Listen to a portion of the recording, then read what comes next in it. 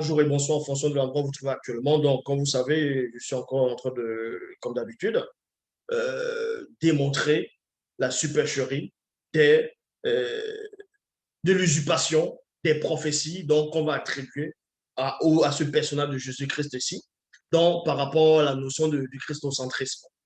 Donc, pour cela, vous savez qu'actuellement, il y a beaucoup de personnes qui se disent que Jésus-Christ est Dieu, est le Père, est le Fils, est le Saint-Esprit en même temps. Et d'autres disent aussi que Jésus-Christ apparut à Abraham sur la personne de Melchisedec, en appelant cela la théophanie, donc, qui vient du grec ancien, qui veut tout simplement dire l'apparition, c'est-à-dire Dieu apparaît. Bon, théo, donc Dieu, phanie, donc l'apparition, qui veut dire l'apparition de la divinité. Et quand vous lisez dans la Bible de l'épée, dans la Bible de l'épée, dans Genèse chapitre 11, par rapport à la tour de Babel, on vous dit que l'Éternel est descendu sous la forme de Melchisedec. Et certains disent, qui se prétendent être des hommes, des éclairés de Dieu, que Melchisedec, c'est toujours une théophanie de Jésus, que de Dieu, et que Melchisedec, c'était toujours Dieu, euh, et que c'est toujours Jésus-Christ.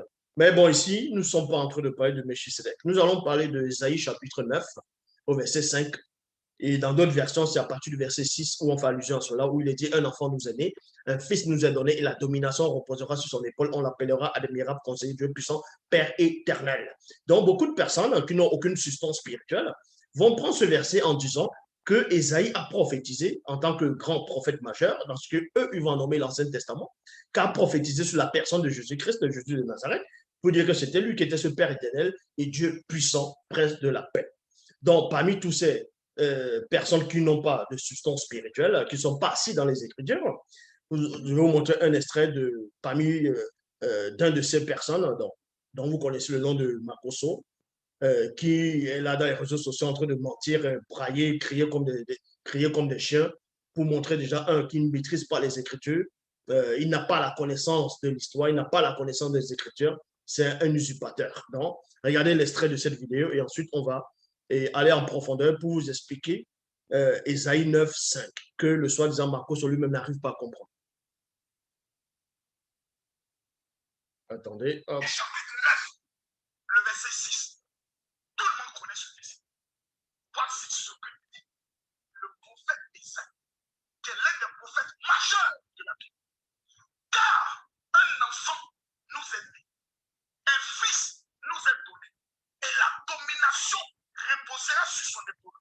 On l'appellera admirable, conseiller, Dieu puissant, Père éternel, prince de la paix. Le Dieu n'est pas écrit avec un petit T, mais avec un grand T. Un fils nous est né.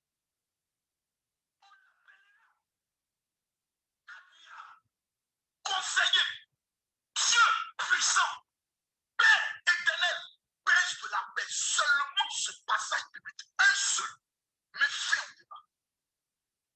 Maintenant, pourquoi on dit Jésus est fils de Dieu? Comment une créature, on peut dire qu'elle est Dieu là? C'est un problème que vous n'arrivez pas à comprendre. Parce que vous dites c'est trop lourd. Je vais t'expliquer ça calmement. Donc, on voit ce rigolo qui vient de dire, qui vient de lire Ésaïe chapitre 9 à partir du verset 6. Dans d'autres versions, c'est à partir du verset 5. Où il est dit, comme j'ai dit tantôt au début, qu'un enfant nous est né, un fils nous est donné et la domination reposera sur son épaule. Quelle domination qui va reposer sur son épaule? Cette domination, beaucoup de ceux qui se disent chrétiens ne connaissent pas, ne savent pas de quelle domination fait allusion. Et la domination reposera sur son épaule, on l'appellera admirable, conseiller, Dieu puissant, Père éternel. Donc, dans les logiques à eux, ils se disent, comment se fait-il qu'un homme, on va le nommer Père éternel, Dieu puissant, donc que forcément il n'y a qu'un seul Dieu, donc ça ne peut pas être un homme ordinaire, donc ça peut être que Jésus-Christ. Mais nulle part dans les Écritures, je répète ici, je lance le défi à quiconque. Nulle part dans Ésaïe chapitre 9 au verset 5, il est dit ici là mot pour mot que c'est Jésus-Christ. Le nom de Jésus n'apparaît pas ici. Maintenant, pourquoi néanmoins beaucoup de ceux qui se disent pasteurs, qui se disent éclairés, vont prendre ce verset pour dire que Ésaïe faisait allusion à Jésus. Ça s'appelle juste, c'est juste un phénomène qui a existé déjà depuis avant même leurs arrivées à eux. C'est un phénomène qu'on appelle tout simplement le christocentrisme. Vous voyez, c'est la notion du christocentrisme où toutes les prophéties majeures, on va prendre cela, on va mettre Jésus dans les écrits majeurs. pour faire croire que c'est lui dont on faisait allusion depuis la Genèse jusqu'à l'Ancien Testament, c'est-à-dire jusqu'au Nouveau Testament, donc jusqu'à Apocalypse. Ici, on va vous démontrer, dans les versions, je vais m'arrêter que dans les versions des Bibles actuelles classiques, pour vous démontrer que bibliquement, Ésaïe 9,5 ne fait pas allusion à Jésus-Christ, mais à une autre personne qui vivait à l'époque d'Ésaïe. Est-ce que vous comprenez? Ça, on va le démontrer. Parce que même dans les Bibles actuelles classiques, il est dit dans Jean 3,11, nous disons ce que nous savons et l'on rend témoignage de ce qu'on a vu, donc de ce dont nous avons pénétré en profondeur. Et c'est là où vous allez comprendre pourquoi, tout le temps, je répète dans mes vidéos qu'il n'y a qu'un seul enseignant. Les autres sont des pauvres arrivistes qui ne maîtrisent rien, des rigolos, des pantins. Donc, ici, avant de comprendre le mystère d'Ésaïe 9,5, il faut d'abord comprendre pourquoi Ésaïe, qui était un prophète majeur dans ce qu'eux vont nommer l'Ancien Testament, a prophétisé sur un personnage qui devait venir et la domination devait reposer sur son épaule. On devait l'appeler Père éternel, Dieu puissant, prince de la paix. Pourquoi est-ce qu'on va appeler un homme? Pourquoi est-ce qu'on va donner des titres de cette envergure à un homme, à un mortel? Donc, on va vous montrer que c'est juste une mauvaise traduction. Il y a d'autres traductions dans Ésaïe 9, 5 à 6 et 7 qui traduisent mieux, je dis bien, par rapport à Père éternel ou Dieu tout-puissant.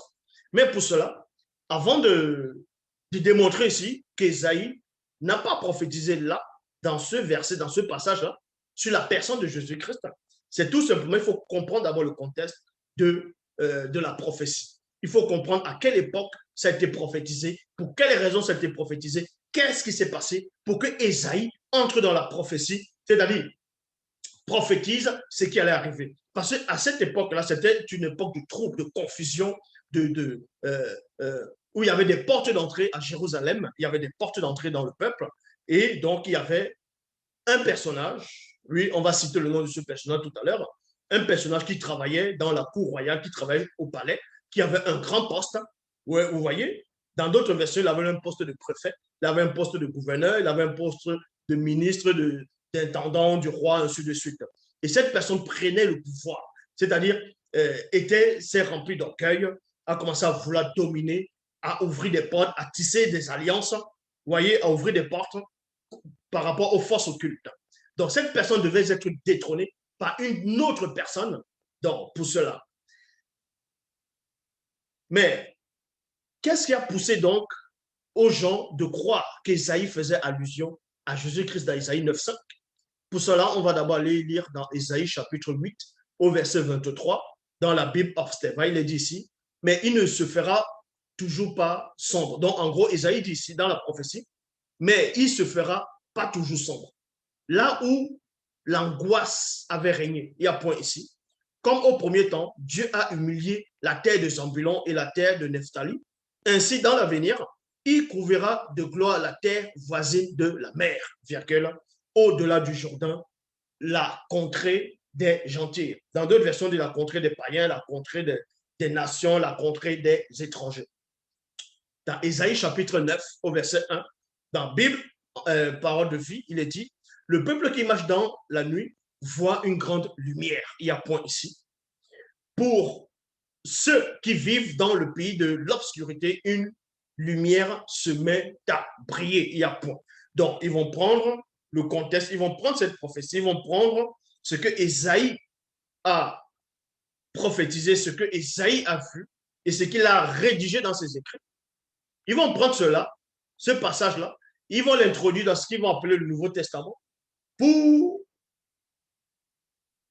le coller au personnage de Jésus-Christ dans Matthieu chapitre 4 au verset 12 à 16. Il est dit ici, Jean a été mis en prison. Il y a point. Donc c'était une époque selon les Bibles classiques où Jean le Baptiste a été mis en prison. Et on dit quand Jésus apprend cela, il part pour la Galilée. Il quitta Nazareth et vint demeurer à Capernaum, près de la mer, dans le territoire de Zambulon et de Nephtali. Vous voyez, Zambulon et Nephtali, dont Ésaïe a fait allusion dans Ésaïe chapitre 8 au verset 23 dans la Bible Hofstede. Ainsi va s'accomplir ce qu'a dit le prophète Ésaïe. Donc, vous voyez, ils ont déjà pris une partie de la prophétie d'Ésaïe pour le calquer, copie C'est-à-dire, ils ont copié, ils ont collé ça sur le personnage de Jésus-Christ. Vous voyez, ils ont construit toute une autre histoire sur ce personnage de Jésus en disant, Ésaïe prophétisait déjà sur Jésus dans Ésaïe chapitre 8, verset 23, et aussi dans Ésaïe chapitre 9, au verset 1. Donc, on va dire ici, ainsi va s'accomplir ce que le prophète Ésaïe, c'est-à-dire avait annoncé.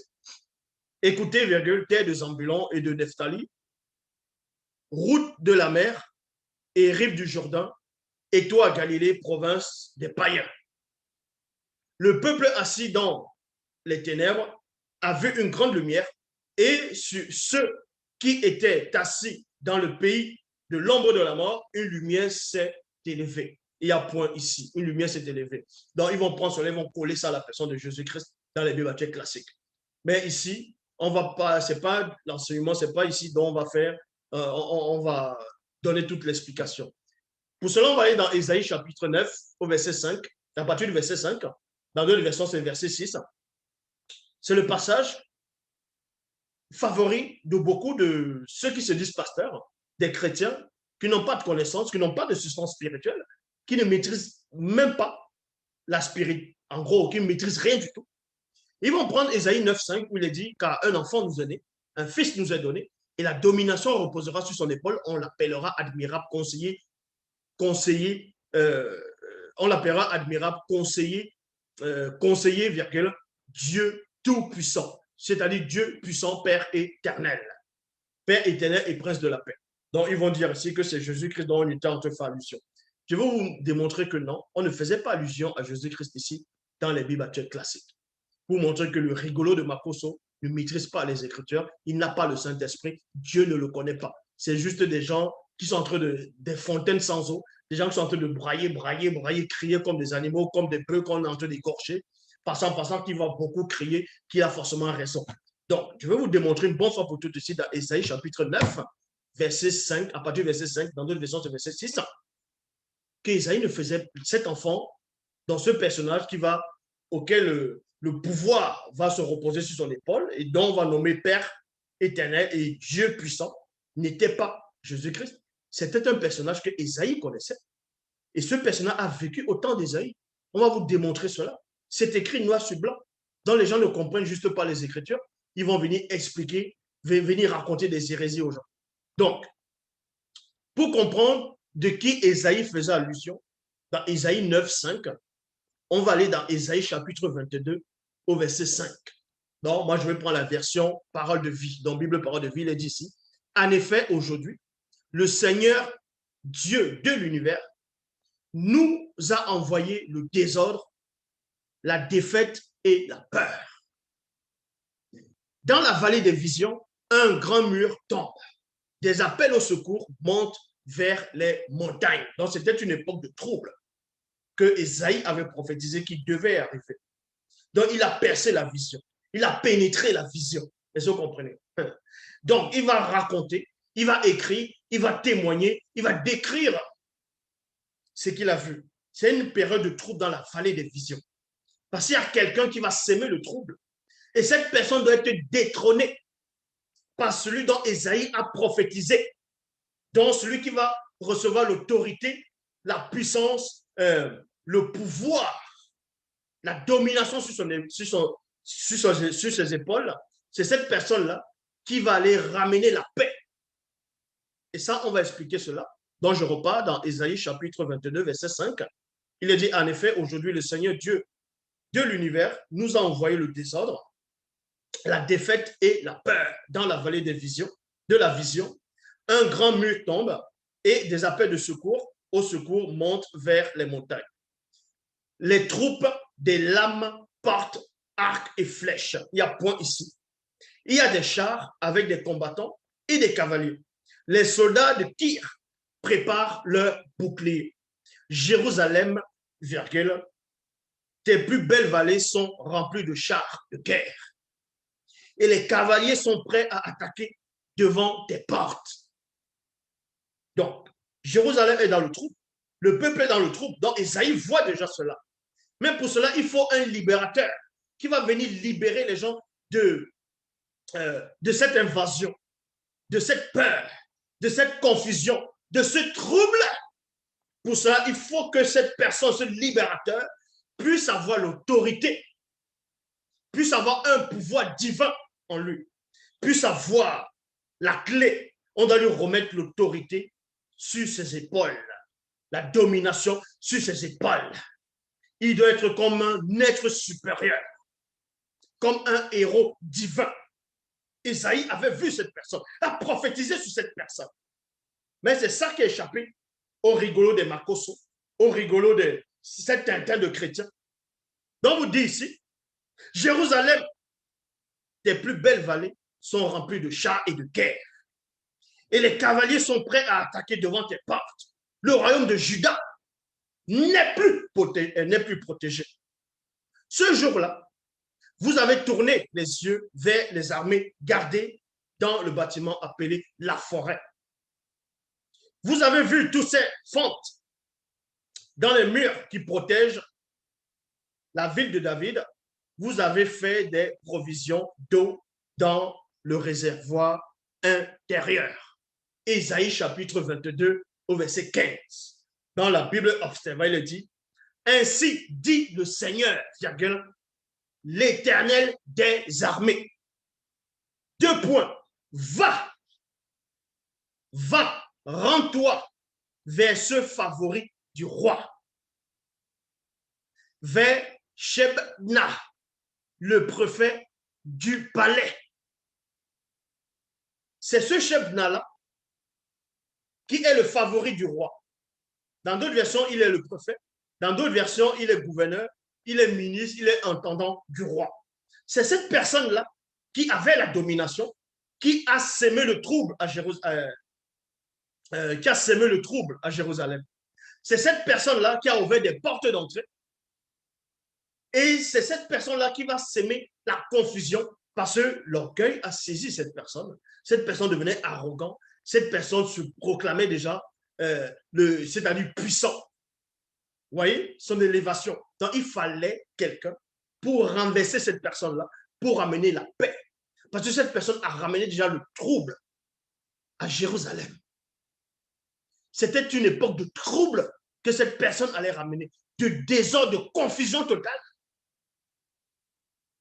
Ésaïe avait vu cela. On a prévenu cela à Ésaïe. C'est en cela où on dit ici dans Ésaïe chapitre 22, verset 15, ainsi a dit le Seigneur, l'Éternel des armées, va, rends-toi vers ce favori du roi, vers Shebna, le prophète du palais.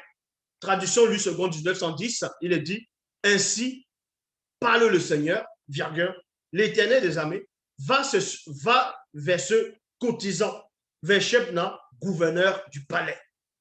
Traduction Pierrette Lamar, Clénard, il est dit ici, contre Sobna, le prophète du palais, ainsi parle le Seigneur, Yahvé des armées.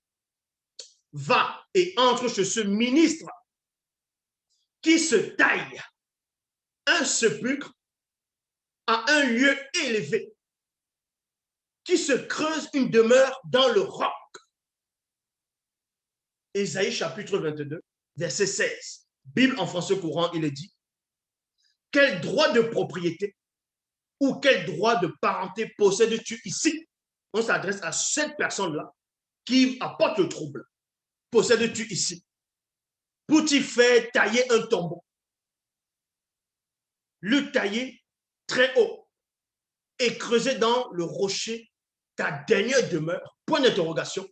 Ésaïe chapitre 22, verset 16.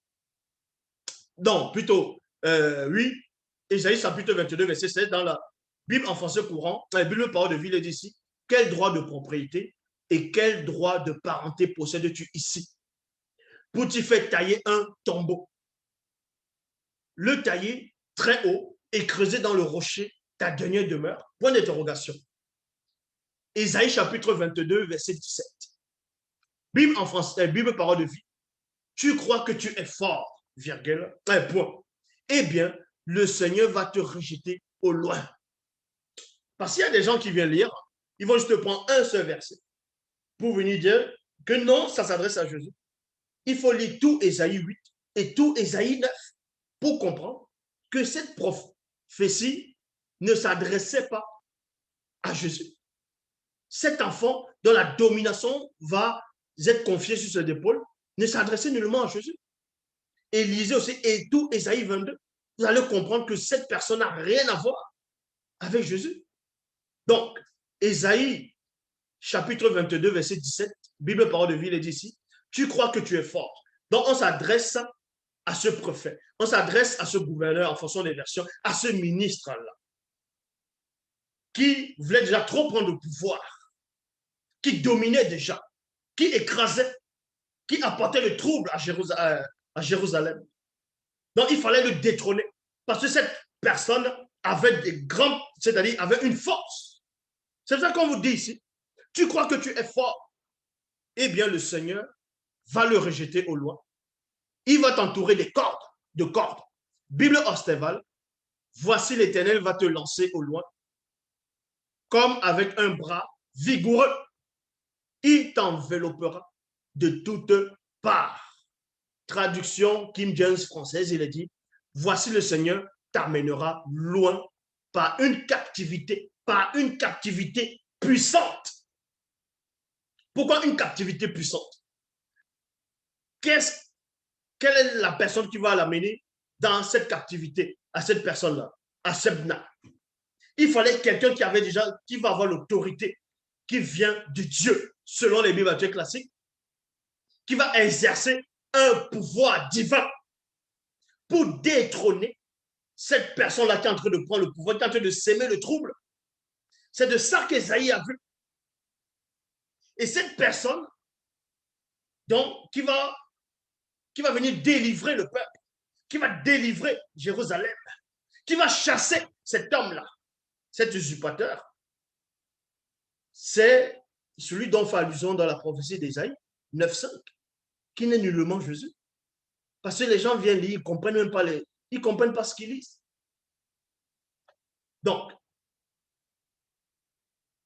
Ésaïe chapitre 22, verset 18 à 20, Bible à la colombe, il dit, il te fera rouler comme une balle sur une terre spacieuse. Là, tu mourras. Là seront tes chars magnifiques. Oh, toi, virgule, l'ignominie de la maison de ton maître. Je te chasserai de ton poste. L'Éternel t'arrachera de ta situation. En ce jour-là, j'appellerai mon serviteur. Donc, on vous dit ici que Dieu va appeler son serviteur. Et ce serviteur-là, c'est qui? C'est ce serviteur qu'on va appeler pour détrôner cette personne-là qui apporte l'ignominie, qui apporte le trouble. Et ce serviteur, ce n'est pas Jésus. C'est écrit ici, dans Ésaïe chapitre 22, verset 20. J'appellerai mon serviteur Éloakim. Eliakim. Voyez? J'appellerai mon serviteur Eliakim, fils de Hilkia. C'est lui dont Ésaïe faisait allusion dans Ésaïe 9.5. Je sais que maintenant les gens sont en train de dire, wow, comment est-ce que c'est possible? Ésaïe confirme cela. Ésaïe va confirmer, il y a les versions, je vais donner les versets ici, dans les Bibles classiques. Donc, Eliakim, c'est qui? Eliakim aussi travaillait dans ce palais-là. Il connaissait le Shabna, donc celui qui a sémé le trouble à Jérusalem, à celui que Dieu doit détrôner, c'est-à-dire par la main d'Eliakim. Eliakim, dans la langue hébraïque, veut dire celui que Dieu établit. Est-ce que vous comprenez? Celui que Dieu établit.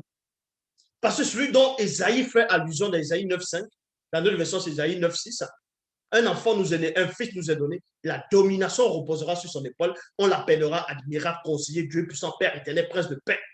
C'est Eliakim, ce n'est pas Jésus. C'est Eliakim dans les Bibles classiques. Parce que son nom déjà porte sa mission, ce qui doit devenir, qui veut dire celui que Dieu établit. Celui que Dieu établit. Donc pour cela, dans Ésaïe chapitre 22, verset 21 à 22, remarquez qu'avant de lire Ésaïe chapitre 22, verset 21 à 22, on va relire Ésaïe chapitre 19, verset 5. Dans deux versions, c'est verset 6, il est dit, car un enfant nous est né. Pourquoi on dit car un enfant nous est né dans d'autres versions?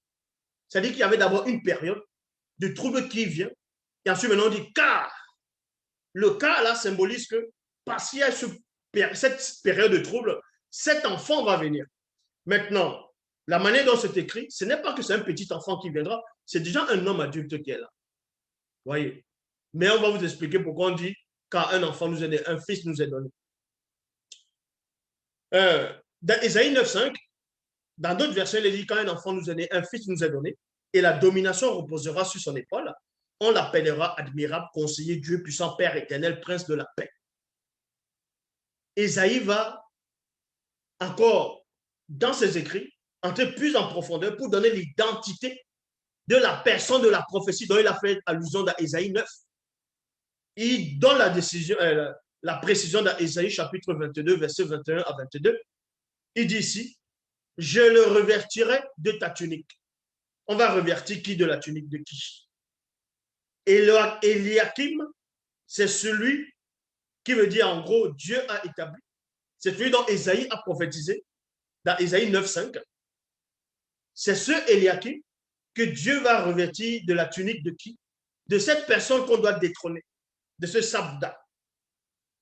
Dans la tunique, parce que quand tu es dans le palais royal, quand tu as un grand poste, que tu sois gouverneur, ministre ou préfet, il y a des habits que tu portes. D'abord, de la loyauté, il y a certains accoutrements que tu dois avoir dans le plan visible, premièrement. Donc, on doit l'enlever, tous ces accessoires, pour remettre ça à celui que Dieu établit, selon les Bibles classiques, et c'est Eliakim. Dans cet établissement-là, il y a un combat spirituel qui va se démarrer. Il y a un combat spirituel qui se déclenche. Est-ce que vous comprenez? Il y a un combat, il y a une bataille féroce. Parce que cet homme-là n'était pas n'importe qui. Ce Shafna qui prenait trop le pouvoir. C'est pour ça que dans Ésaïe chapitre 22, verset 21 à 22, il est dit, je le revêtirai de ta tunique et je scindrai de ta ceinture. Donc on doit dépouiller l'autre personne. Et je remettrai ton pouvoir entre ses mains. Point virgule. Il sera un père pour les habitants de Jérusalem et pour la maison de Juda. Point. Verset 22. Je mettrai sur son épaule la clé de la maison de David. Quand il ouvrira, nul ne fermera. Quand il fermera, nul n'ouvrira. Donc, c'est qui cette personne? D'autres gens vont dire que ah non, c'est Jésus. Parce que quand vous allez dans ce qu'ils appellent le Nouveau Testament, ils vont dire ça de Jésus. Non, c'était allusion à Eliakim ici. Eliakim. C'est Eliakim qui va recevoir le pouvoir sur son épaule. Donc, Ésaïe fait allusion d'Ésaïe 9.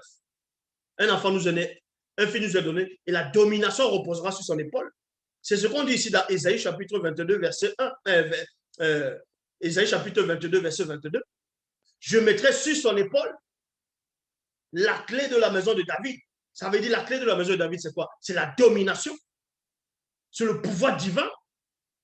C'est cette, on va dire, n'est-il pas écrit dans les Bibles classiques, dans ce qu'ils appellent le Nouveau Testament, que le soi-disant Jésus a donné la clé aux apôtres, a donné la clé à Pierre, que tous ceux qui vont lier dans les cieux seront liés, tous ceux qui vont lier sur la terre seront liés. Cette clé-là, c'est quoi? Vous pensez que c'était une clé physique? Quand on dit si je vais donner la clé de la maison de David, vous pensez que c'était une clé physique? C'était la domination qu'on va mettre sur son épaule, qu'on va le confier. Esaïe a prophétisé sur ça dans Esaïe 9. Vous voyez les rigolos quand les Marcos, ils viennent égarer les gens. Ils disent que non, Esaïe a prophétisé sur Jésus. Mais tu connais Esaïe. Vous parlez d'Esaïe, vous connaissez qui était ce prophète. Vous connaissez le vrai personnage de c'est-à-dire ce vrai prophète. En gros, ce personnage. Donc vous ne comprenez pas les Écritures. Quelqu'un va prophétiser sur ce que lui connaît. Vous venez interpréter ses paroles. Vous venez interpréter ses écrits.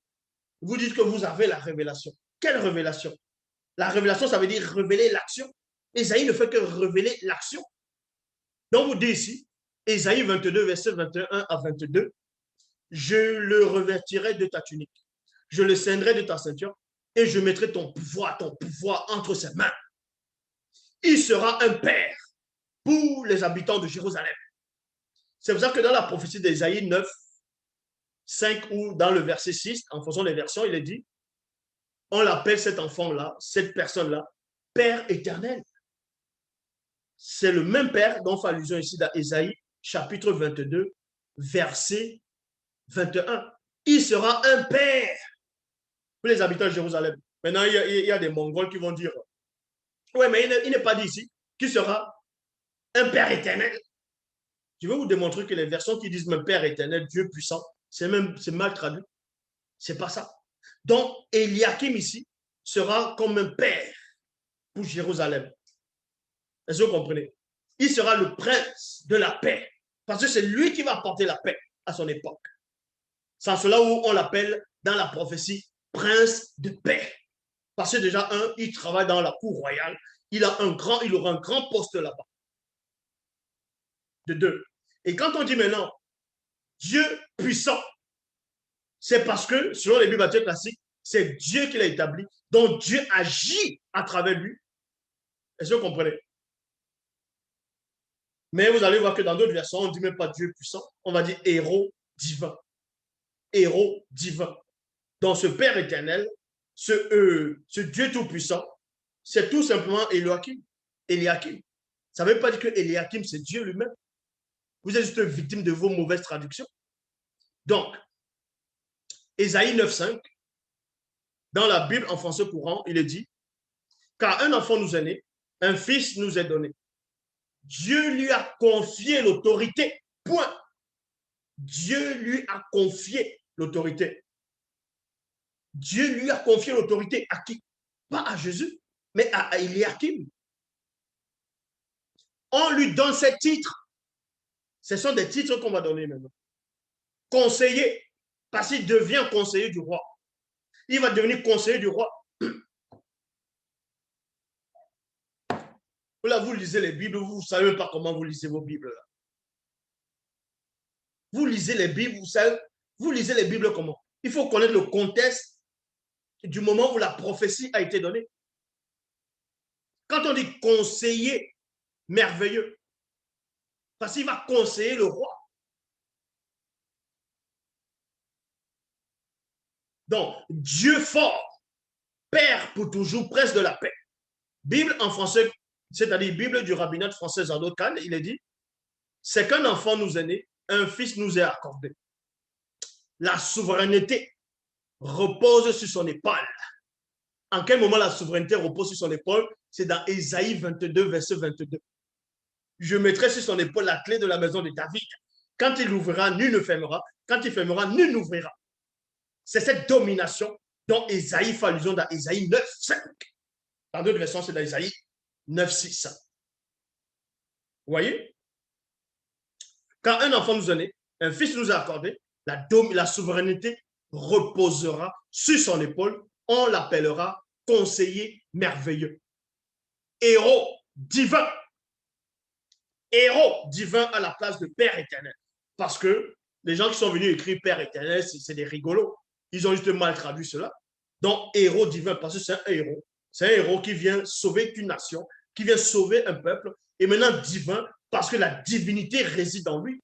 Il a un pouvoir divin, c'est-à-dire l'autorité qu'on va poser sur son épaule. Vous voyez? Il va délivrer le peuple pour ça. Il va chasser cet homme-là. Père de la conquête, à la place de Père éternel, c'est Père de la conquête, prince de la paix, parce qu'il apporte la paix. Il est le Père de la conquête, il devient comme un père pour Jérusalem. Il devient le Père. Il a la figure d'un père. Il a la figure de quelqu'un qui apporte la paix, d'un héros divin. Vous comprenez pas les Écritures? Vous venez et crier dans les réseaux sociaux. Un enfant nous est né, un fils nous est donné, la domination reposera sur son épaule, l'appellera admirable, conseiller Dieu, puissant Père éternel, prince de la paix. Ah, c'est Jésus-Christ, c'est Jésus-Christ. N'importe quoi. Toujours ramener la notion au culte du christocentrisme. Donc, Ésaïe 22, verset 24. Et toute la gloire de la maison de son père sera suspendue sur lui. On y mettra des vases de divers genres, toutes sortes de petits instruments, depuis les coupes jusqu'à l'instrument de musique. Donc, vous voyez?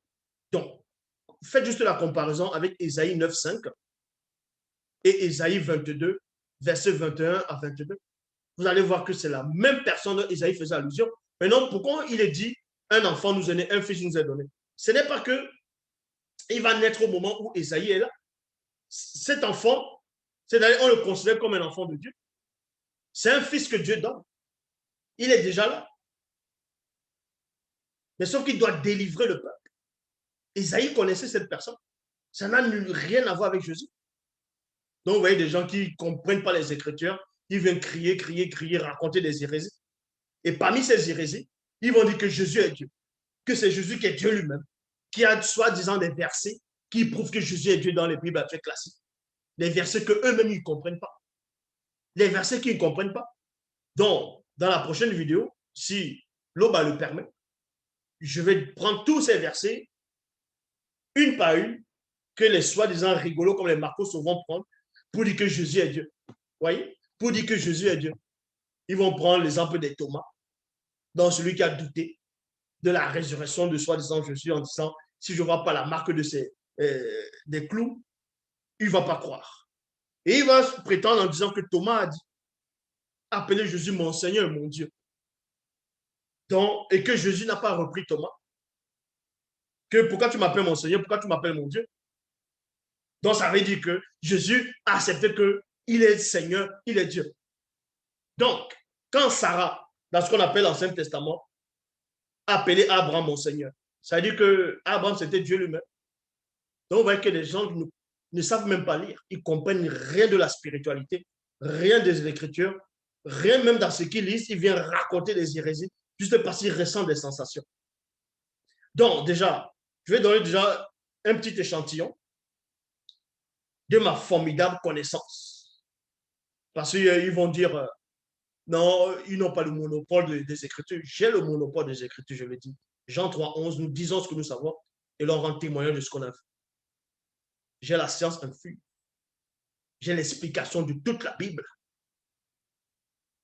J'ai l'explication de toute la Bible, de toutes les versions, de tous les livres religieux qui existent. Tous ces faux livres que vous venez raconter, expliquer aux gens. Donc, déjà pour votre information, Thomas, ce qu'on va appeler Thomas, quand il a dit que, quand il a appelé Jésus, soi-disant Jésus, mon Seigneur et mon Dieu, c'est parce que Thomas n'avait pas le Saint-Esprit. C'est pour ça qu'il a dit ça. Thomas n'avait pas le Saint-Esprit ce jour-là. C'est pour ça qu'il a dit ça. Pourquoi?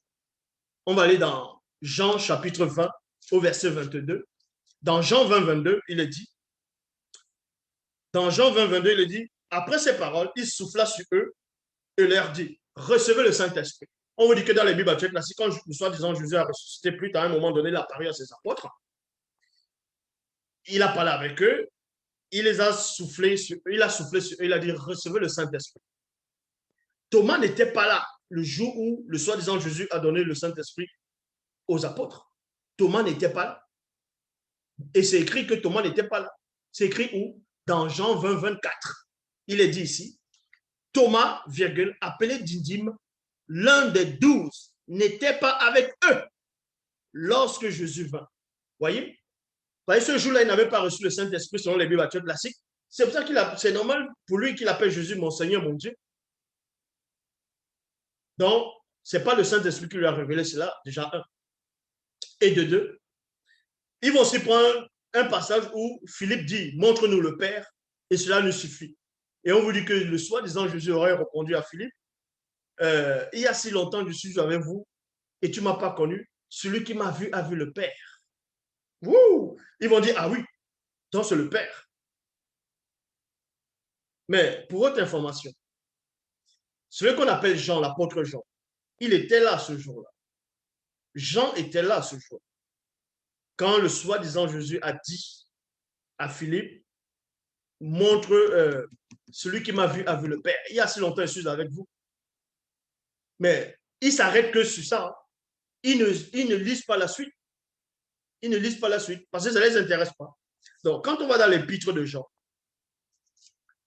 on va dans l'épître de Jean, écoutez ce que Jean dit.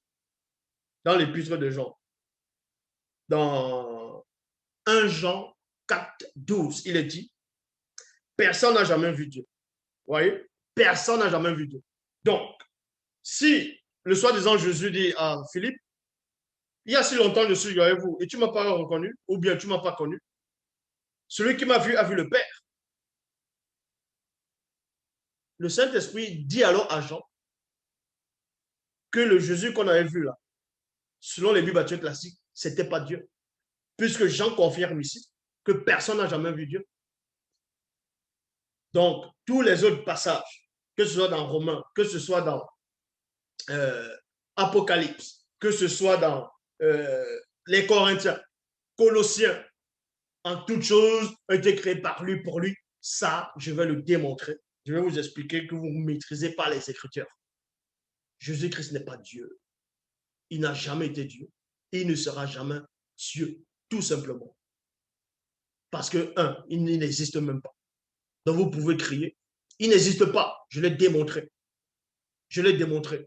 Donc, avant de finir, je vais lancer le défi à quiconque.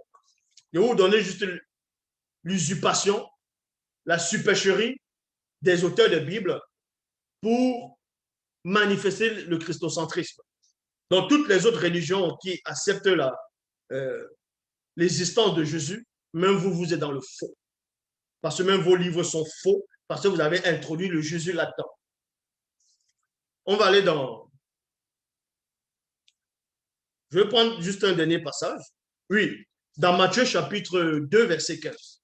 Dans Matthieu 2, 15, il est dit, on va aller dans Matthieu chapitre 2, verset 15, il est dit, vous voyez dans Matthieu chapitre 2, verset 15, il est dit ici, voilà. Bon, d'abord, je vais aller dans le verset 14. Joseph se leva, prit de nuit le petit enfant et sa mère et se rendit à l'Égypte. Et il y resta jusqu'à la mort d'Hérode, afin que s'accomplisse ce que le Seigneur avait annoncé par le prophète. J'ai appelé mon fils hors d'Égypte. J'ai appelé mon fils hors d'Égypte. Donc, vous voyez, ça, c'est le christocentrisme. J'ai lancé le défi déjà à tous ces soi-disant pasteurs, c'est rigolo. Aucun d'eux n'a encore réussi à répondre à ce passage. Donc, dans Matthieu chapitre 2, verset 15, il est dit, à partir du verset 14, que le petit Jésus, l'enfant, avec sa mère et son père Joseph adoptif, on l'a mené en Égypte. Parce que Hérode voulait le tuer. Donc, il est resté là-bas jusqu'à ce qu'on le fasse ressortir par une prophétie qui dit, j'ai appelé mon fils à sortir d'Égypte. Et on vous donne le nom, c'est-à-dire on va voir où la prophétie a été annoncée, c'est dans Osée, chapitre 11, verset 1 à 2. Donc, on va aller dans Osée. Dans Osée, ça se trouve dans ce qu'eux vont appeler l'Ancien Testament. Donc,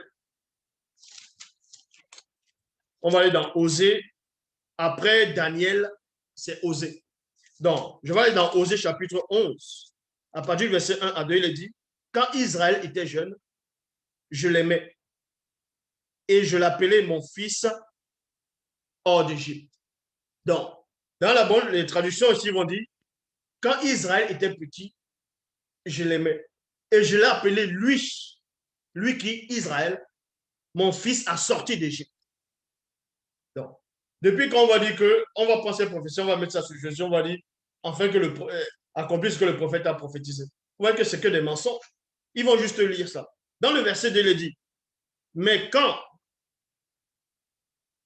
vous voyez, dans le verset 2, on vous dit, plus on appelait le fils qui était sorti de l'Égypte, on l'appelait le fils qui est sorti de l'Égypte, s'est éloigné de Dieu, il allait adorer les Baals. Mais si cette prophétie faisait allusion à Jésus, montrons-moi alors dans ce que vous appelez le Nouveau Testament, où Jésus a fui, il allait adorer Baal. Donc vous voyez que vous ne maîtrisez rien du tout. Je dis encore, toutes les religions sont fausses. Toute forme de spiritualité, de croyance, que vous croyez en ce que vous voulez, vous êtes tous dans le mensonge et vous serez jugés. Vous allez me dire, je suis qui? Est-ce que je suis Dieu? Pour dire que tel sera jugé. Je le dis, Jean 3,11, nous disons ce que nous savons et l'on rend témoignage de ce qu'on a vu. Vous allez passer au jugement, vous tous qui n'adhérez pas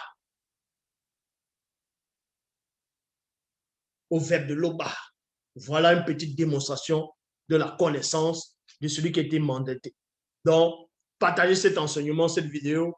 Regardez, ces pauvres arrivistes des Makoso, ils viennent vous dire qu'Ésaïe a prophétisé sur Jésus en disant que c'était lui qui était l'enfant qui est né, le Fils nous a été donné. Mais on a vu que dans Ésaïe chapitre 22, verset 21 à 22, c'était une autre personne.